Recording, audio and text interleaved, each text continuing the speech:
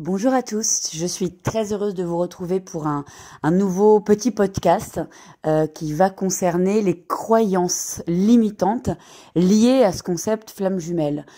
Pourquoi j'ai eu envie de faire cette vidéo? Parce que c'est vrai que je m'aperçois depuis plusieurs années maintenant qu'il y a des formulations ou en tout cas des croyances vraiment liées à ce concept-là qui viennent parfois, je dirais, bloquer ou peut-être même être contre-productive à ce que chacun souhaite pour lui-même, c'est-à-dire d'évoluer, d'avancer, d'être heureux et de rencontrer l'amour, retrouver l'autre. Et autant ce concept flamme jumelle véhicule énormément de belles compréhensions, autant parfois il véhicule lorsque, bon, enfin après c'est vrai qu'il y a énormément de propositions, il y a énormément d'explications un peu de partout, plus ou moins approximatives, plus ou moins sérieuses, etc. Et du coup, tout ça fait que chacun y voit un petit peu, chacun y projette un peu ce qu'il arrange aussi. Et c'est important parce que souvent tout ça va se transformer en croyances limitantes et je voulais faire un petit point là-dessus. Alors d'abord, les croyances, c'est quelque chose qui est extrêmement important. On en a tous besoin. C'est quelque chose qui permet de structurer nos vies. C'est quelque chose qui permet de donner une direction. En quoi je crois, en quoi, quelle est ma valeur fondamentale. Tout ça, c'est extrêmement important. Vis-à-vis de quoi je suis intègre, quelle est ma ligne de conduite. Les croyances permettent de structurer une identité, une personnalité. Dans la vie, on change de croyance. On n'a pas la même croyance quand on a quelques années que quand on est adulte. Vous l'avez tous vécu. À un moment, on croit au Père Noël, et puis après, on croit plus au Père Noël, et puis on croit en autre chose. Mais au moment où on croit au Père Noël, ça permet de déployer tout un univers d'imaginaire, etc., qui nous connecte à quelque chose, à une forme de d'émerveillement, une forme de contemplation du monde, contemplation de la vie. Et le jour où on s'aperçoit que le Père Noël n'existe pas, évidemment, il y a quelque chose qui s'effondre, mais l'édifice émotionnel est assez solide pour pouvoir passer à une autre séquence. Et on voit bien que du coup, toute sa vie, finalement, on va comme updater, on va comme changer de croyance pour pouvoir avancer et toujours tenter de correspondre à finalement ce qui nous entoure de manière sociétale, culturelle, sa structure familiale, sa structure personnelle, etc. Une croyance, ça permet de, non pas de tenir le coup, mais en tout cas de vivre en harmonie et de se projeter dans un schéma de vie qui nous inspire, qui nous semble heureux. Et du coup, la croyance limitante, ça va être la croyance qui potentiellement a apporté quelque chose à un moment donné, mais qui devient obsolète parce que le temps passe. Tout le temps est en mouvement, hein. Le temps c'est avancer, le temps c'est l'évolution de l'espèce, l'évolution des heures, l'évolution, voilà, tout change en permanence. Les atomes, tout, les bactéries mutent, tout change en permanence. Donc parfois une croyance est obsolète et donc elle devient souffrante parce que ça va être un système de référence ancien sur lequel on reste accroché. Et parfois une croyance est limitante parce qu'elle ne vient pas forcément de nous et de notre observation du monde. Elle va venir de l'extérieur. Et c'est de ça dont j'ai envie de parler dans cette vidéo, en prenant des exemples très précis qui sont des choses entendues dans les consultations, qui ne viennent pas de moi. Voilà, c'est vraiment, j'avais envie d'appeler cette vidéo top 5, top 10. Bon, je trouvais ça un peu, voilà, ça faisait un peu marketing, enfin, j'aimais pas trop.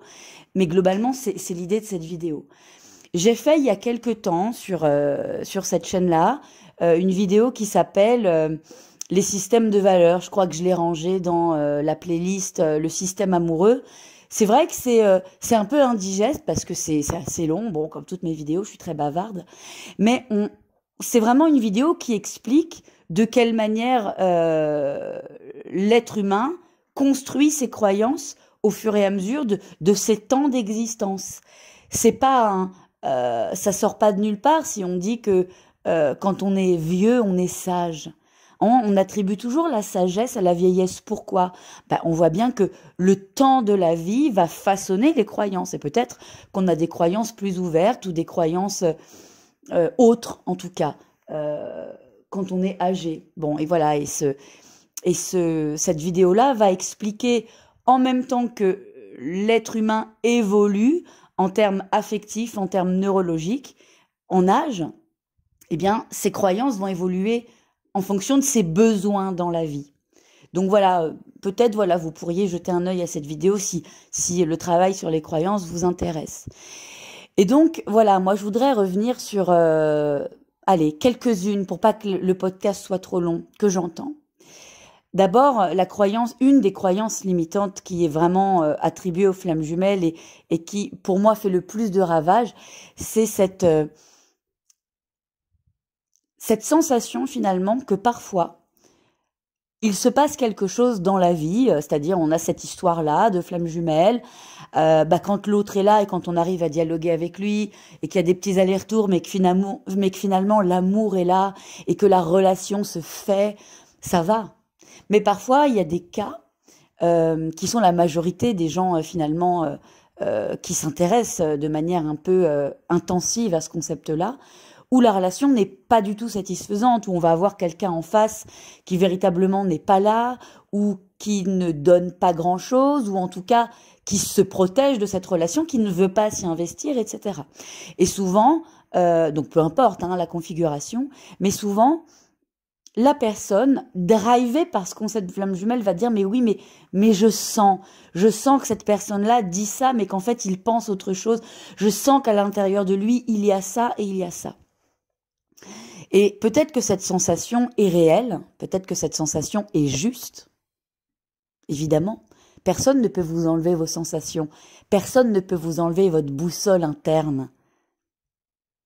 Et on va y revenir à cette boussole interne dans quelques minutes. Pour autant, n'oublions pas que cette boussole interne, elle passe par un certain nombre de filtres. Le filtre des peurs, le filtre des espoirs ou de l'espoir, le filtre évidemment aussi des envies, des désirs, le filtre aussi de ce que le cerveau ou l'inconscient s'empêche, refuse de voir parce que parfois c'est trop douloureux, etc. Donc cette sensation-là, évidemment, il faut l'écouter, mais je dirais que dans une relation d'amour, lorsqu'on cherche à se lier à l'autre, lorsqu'on cherche à partager du temps, à partager de l'amour surtout, à partager de l'amour avec l'autre, c'est peut-être le seul moment où cette boussole intérieure, qui est déterminée par tout un système un peu de filtres inconscients qui peuvent parfois non pas nous tromper, mais en tout cas font qu'on n'est que avec nous. Eh bien, à ce moment-là, c'est intéressant de le mettre un tout petit peu de côté pour juste voir l'autre dans ce qu'il dit ou dans ce qu'il ne dit pas, l'autre dans ce qu'il fait ou dans ce qu'il ne fait pas, l'autre dans la manière qu'il a d'agir ou de ne pas agir. Et vous voyez, c'est vrai que ça n'est pas simple d'être en même temps en soi et en même temps avec l'autre. Pour autant, ce concept flamme jumelle a tendance à ôter cette dimension de entendre, écouter, regarder l'autre et juste prendre ça et ne pas rester enfermé en soi, dans ses sensations, dans ses convictions, dans ses certitudes aussi, parce que finalement, peu importe ces certitudes-là, lorsqu'on veut se connecter avec quelqu'un, il faut lui faire de la place et le laisser dire, faire, agir ou pas. Et prendre ça en compte. C'est ça qu'il faut prendre en compte. Et la plupart du temps, lorsqu'on est face à quelqu'un qui dit, c'est un exemple, je ne peux pas, je ne veux pas, ou je préfère éviter, ou je n'y arriverai pas, ou je n'ai pas envie de, mais que soit en soi-même, on se dit, bon d'accord, il dit ça, mais en fait, il pense autre chose et il pourra autre chose, eh bien, peut-être qu'on a raison, mais à ce moment-là, on n'est pas avec l'autre. On est en soi-même. Et c'est assez dramatique, en fait, ce positionnement dans la communication. On le voit bien, moi, très très souvent en consultation, on en vient à des choses très concrètes, même à regarder les conversations, les échanges SMS, qu'est-ce qui se dit dans un mail. Et on voit bien que la plupart du temps, il y en a un des deux qui ne répond pas à ce que dit l'autre, qui ne réagit pas à ce qui se passe en face de lui, mais qui réagit seulement face à ce qu'il croit que l'autre veut dire en sous-texte, ou ce qu'il croit que l'autre évite de dire. Vous voyez, et finalement, on va être dans ce qu'on appelle presque un dialogue de sourds, parce qu'on ne parle pas de la même chose.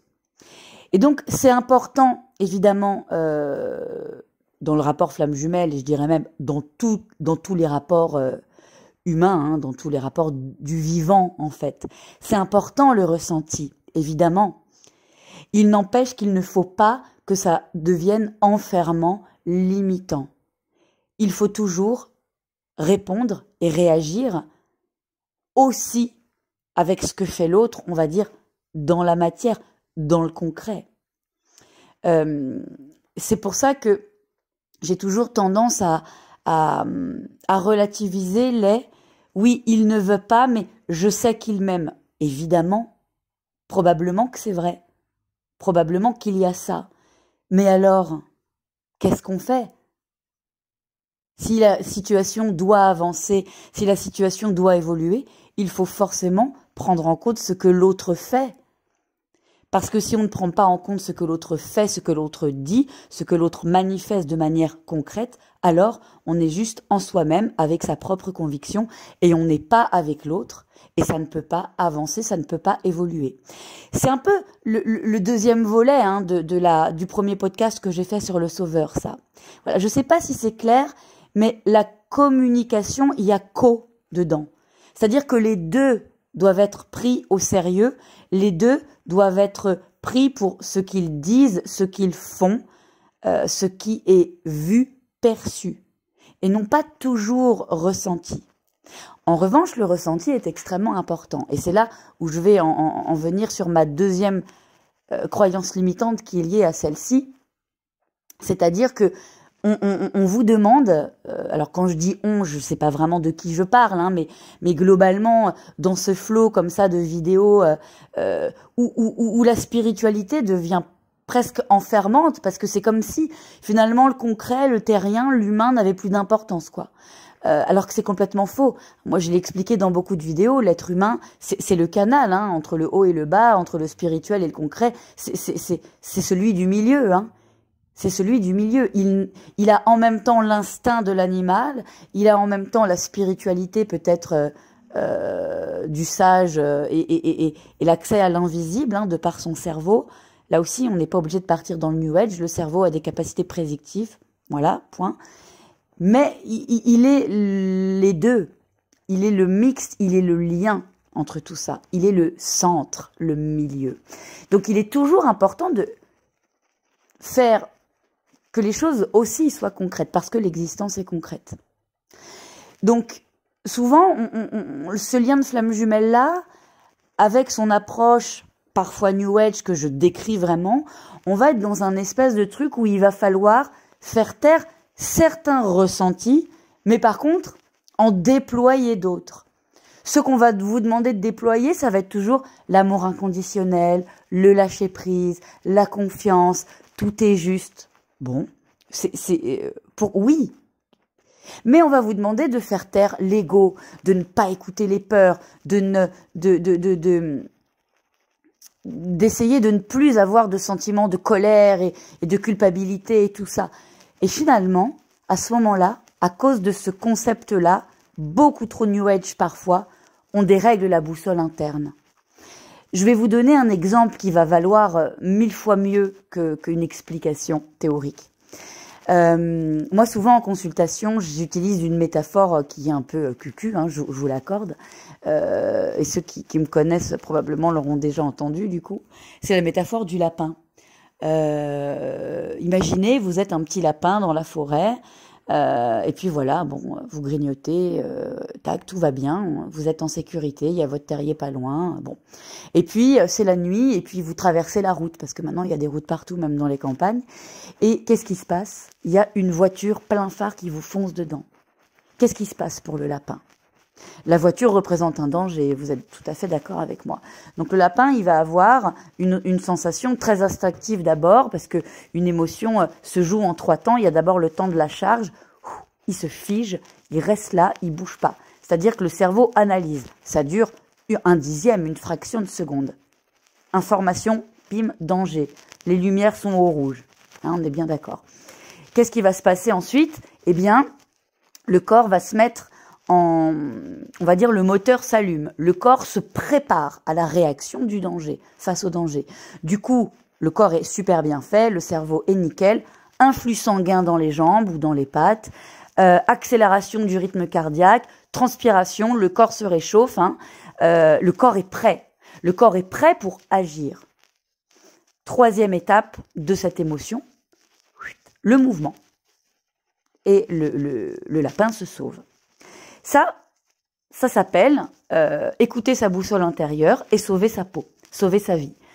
Heureusement que le lapin a écouté sa peur, parce qu'il a pu se sauver. On imagine ce même lapin, version numéro 2, il est sur la route, et là, il y a un petit renard à côté de lui, ou une vidéo, flamme jumelle, ou que sais-je, hein, qui va lui dire non. Sois confiant, tout est juste. N'écoute pas ta peur, sois zen en toutes circonstances, lâche prise. Enfin, et qu'est-ce qui va se passer? Probablement que ce lapin va mourir, en fait. Et donc, vous voyez, on est en train de faire un espèce de tri dans toutes ces vidéos, et flammes jumelles et autres, hein, trop spirituelles, etc. Quand je dis trop, je pèse mes mots, ça veut dire que la spiritualité est là, mais pas trop. Hein. Voilà, il faut faire attention à ne pas s'y enfermer, à ce que ça ne devienne pas une limite. Et dans le cas du lapin, c'est ce qui se passe. Donc aujourd'hui, on n'est plus dans la forêt, hein, on n'est plus à l'âge de pierre. Les insécurités, les dangers dans nos sociétés, ils vont être surtout émotionnels. Ils vont être surtout, pardon, vous entendez que ça sonne, ils vont être surtout émotionnels, ils vont être surtout... voilà, ça va être un stress, et puis dans cette relation-là, amoureux. Et donc je dirais que attention, n'apprenez pas à vous déboussoler, n'apprenez pas à trouver que quelque chose qui vous fait peur ou qui vous fait mal au bide ou qui vous fait du mal ou qui vous rend triste est normal. N'apprenez pas à lâcher prise sur des choses qui vous mettent en danger émotionnellement. Réagissez à ça. Non pas forcément en partant et en quittant la relation, c'est pas ça que je dis. Mais peut-être en dialoguant, en prenant du recul, en expliquant ce qui ne va pas. Vous voyez, en même temps, on vous demande d'être uniquement dans vos ressentis, c'est-à-dire l'autre il me dit ça, mais non, moi je sais ce qu'il pense, je sais ce qu'il sent, parce que l'amour est sacré, donc de toute façon, il dit qu'il veut pas, mais on va se retrouver. Et en même temps, en vous disant, il faut s'enfermer dans soi-même, ne plus écouter l'autre, ne plus regarder l'autre, on vous dit, oui, mais attention, hein, faites un tri, que les émotions positives. Et dans ce cas-là, vous n'existez plus, quoi. Enfin, je veux dire, est-ce que vous vous rendez compte ce qu'on demande? C'est ça, hein, les croyances limitantes que j'évoque. C'est-à-dire que on va nier votre dimension humaine et autonome. On va nier la capacité de votre corps et de votre cerveau à apporter des réponses sensorielles à l'hostilité extérieure. Des émotions qui vous préviennent, qui vous signalent que là, il y a quelque chose qui ne va pas. C'est ça qu'il faut écouter aussi. Si l'autre dit quelque chose qui me fait mal, c'est ça qu'il faut prendre en compte. L'autre dans ce qu'il dit et comment je le ressens. C'est ça la juste posture. Et agir pour se protéger, émotionnellement, physiquement, etc., etc. Parce que sinon, qu'est-ce que ça donne? Évidemment, on enferme la peur, on verrouille, et puis là, ça crée des troubles plus graves. Je vais prendre un exemple qui va vous parler aussi. Il y a quelque temps, voilà, un homme me dit qu'il a de gros problèmes, plein de divorces, sa relation de flamme jumelle s'est terminée, enfin l'autre n'a plus envie d'avoir de nouvelles de lui, sa femme veut récupérer la garde des enfants, et puis en même temps, il vient d'être licencié de son entreprise, parce que comme il était en dépression, il n'y avait plus grand-chose qui l'intéressait. Et voilà, et du coup, il a les huissiers, machin. Bon, et il vient en me demandant de lâcher prise. Est-ce que vous vous rendez compte qu'à ce moment-là, parce qu'il me dit oui, j'entends dans les vidéos que là, bon, bah, je suis en colère contre ma femme, je suis triste de ce qui m'arrive, mais j'en peux plus, il faut que je lâche prise. En réalité, ce qui pourrait le sauver, ça n'est absolument pas de lâcher prise. Au contraire, c'est de verrouiller, c'est d'exprimer sa colère, c'est de se battre, c'est de se protéger, c'est de faire pour lui.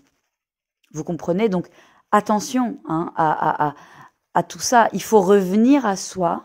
C'est primordial dans le sens où une émotion, même, il y a une espèce de dictature du positif en ce moment. Hein. La pensée positive, la psychologie positive, la communication positive. Bon, ça d'accord. Mais, et encore. Et encore, parce que on a le droit d'exister quand on communique, et surtout quand on communique. Mais à ce moment-là, si vous voulez, c'est là où ça devient dangereux, parce qu'en fait, une émotion, c'est un système de régulation ultra intelligent. Vous ne pouvez pas imaginer à quel point le cerveau humain est bien fait, quoi. Une émotion, dans émotion, il y a motion, c'est-à-dire le mouvement. Une émotion, c'est ce qui permet de passer d'un état à un autre. Je donne un exemple. Je ressens de la colère. Si je l'exprime et que je la dis et que que cette colère sort, hein, d'une certaine manière, je trouve l'apaisement. Si je suis triste, si je suis malheureux, parce que c'est normal dans la vie d'avoir des malheurs, si j'exprime cette tristesse, si je pleure, si j'en parle, si je me roule par terre un bon coup, je passe dans un soulagement. Si j'ai peur, et que du coup j'agis en fonction de cette peur, que je me sauve, que je fais quelque chose, je me sécurise. L'émotion, c'est le passage d'un état de stress, quel qu'il soit, à un état d'apaisement. Et lorsqu'on refuse certaines émotions sous prétexte qu'elles sont mauvaises, mais ça, bon, c'est des gens assez dangereux qui le disent, eh bien, c'est là où on se met en danger intérieur. C'est comme une cocotte minute qui ne va plus... une cocotte minute qui arrivera à explosion à un moment, et puis ça crée beaucoup de choses. Finalement, quand on dit c'est quoi la complétude, eh bien c'est d'être ce roseau qui est souple, qui valse avec la vie, avec les éléments, qui valse avec ses propres émotions, qui sait qu'une émotion va arriver, va lui apprendre quelque chose, va lui dire quelque chose de lui, et qui va pouvoir le pousser à réagir, se mettre en mouvement pour améliorer, pour soulager ce qui fait mal, maintenant. C'est un passage, une émotion. Ce sont des petits rituels, des mini-rituels chaque jour, chaque semaine, à chaque événement de la vie pour passer d'un état inconfortable à un état plus confortable. Le problème de ce lien de flamme jumelle, c'est qu'on vous explique qu'il y a certaines choses qu'il ne faut pas écouter. Et c'est dramatique, en fait. Voilà, ça c'était important à dire. Et puis, il y a aussi... c'est qu'il y en a une troisième qui est finalement la suite, et même je dirais le départ de cette boucle de croyances limitantes. C'est cette histoire de source, de divin, d'univers, etc., etc. Évidemment, là encore, il y a des croyances, et ça, ce sont des croyances assez fondamentales. Hein. Qu'est-ce que je crois qu'il y a au-dessus de moi? Alors, certains pensent qu'il n'y a rien, certains pensent qu'il y a quelque chose, peu importe. Mais en tout cas, peu importe hein, quel est le champ de croyance. Ce qu'il y a au-dessus de vous et qui vous guide, ça n'est pas quelque chose qui punit, c'est quelque chose qui guide. D'accord? Et quand vous êtes sur la bonne route, quand vous êtes sur le bon chemin, eh bien, de la même manière que le lapin a senti dans son corps que la voiture, c'était pas bon pour lui, de la même manière que quand la personne que vous aimez se détourne de vous, ou fait autre chose, ou vous trompe, ou fuit, ou vous trahit, vous sentez à l'intérieur que c'est pas bon pour vous, eh bien, quand vous êtes sur la bonne route, dans la bonne attitude, sur le bon chemin, vous le sentez aussi à l'intérieur. Voilà. Et finalement, la source, l'univers, Dieu, le divin, peu importe la manière dont vous appelez ça, lorsque vous êtes dans la bonne attitude pour vous, ça s'ouvre. Hein, c'est aussi ça la loi de l'attraction. Comment, lorsque je me mets en mouvement dans quelque chose qui est bon pour moi, les choses se font, les choses se passent et je suis apaisée, ou en tout cas, je suis motivée, dynamique aussi. Hein. On n'est pas toujours obligé d'être dans la mollesse. On peut tout à fait, mais juste on sent que c'est là et que ça fait du bien surtout. Écoutez quand ça fait mal. C'est quand ça fait mal que vous êtes au mauvais endroit. Hein? Mais là, il y a un certain courant hein, dans les flammes jumelles où on vous dit ça fait mal, mais faut rester parce que sinon, attention, vous serez puni. Mais mon Dieu, mais qui va vous punir? Qui peut? Personne. Vous seul vous punissez lorsque vous restez dans quelque chose qui est souffrant. Et vos croyances, qu'elles soient religieuses, spirituelles, etc. J'ai mes croyances, évidemment, hein, aussi, moi. Mais eh bien, je crois que la vie, c'est quand même bien plus beau que ce qu'on veut nous faire croire dans ces moments-là. Lorsqu'on est au bon endroit, on le sait, on le sent, on le voit. La souffrance n'est pas quelque chose qu'on doit épouser, c'est quelque chose qu'on doit comprendre et potentiellement travailler à la quitter, à l'apaiser. Voilà. C'était ce que j'avais envie de dire sur les croyances limitantes liées à ce concept. J'espère que ce podcast vous aura plu et vous aura intéressé. Je rappelle que je suis disponible évidemment par mail pour vos questions, en cabinet à Paris ou à distance pour ceux qui ne sont pas à Paris. Et vous avez tout en barre d'infos et je vous dis à très bientôt pour une nouvelle vidéo.